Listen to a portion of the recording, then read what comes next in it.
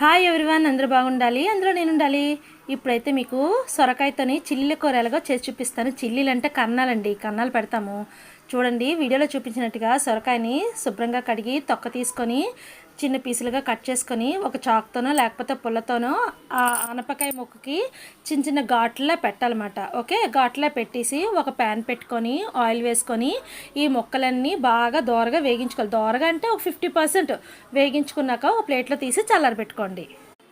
ఈలోగా మనం ఒక మిక్సీ జార్లోని ఉల్లిపాయలు, అల్లం, వెల్లుల్లి, పచ్చిమిరపకాయలు, కొత్తిమీర ఇవన్నీ పేస్ట్ చేసుకోండి. దాంట్లో జీలకర్ర, ధనియాలు ఇవన్నీ కలిపి కచ్చాపచ్చాగా ఫైన్ మిక్సీ చేసుకున్న తర్వాత మనం ఆనపకాయ ముక్కలు తీసాం కదా, అదే ప్యాన్లో కొద్దిగా ఆయిల్ వేసుకొని ఈ ఉల్లి పేస్ట్ని శుభ్రంగా పచ్చివాసన పోయేంత వరకు బాగా వేగించుకున్నాక అందులోని పసుపు, ఉప్పు, కారం వేగించుకొని మరొకసారి వేగించుకున్నాక మనం ప్లేట్లో చల్లారి పెట్టుకున్నాం కదా ఆనపకాయ ముక్కలను వేసుకొని మరొకసారి బాగా వేగించుకుంటే రెడీ అండి.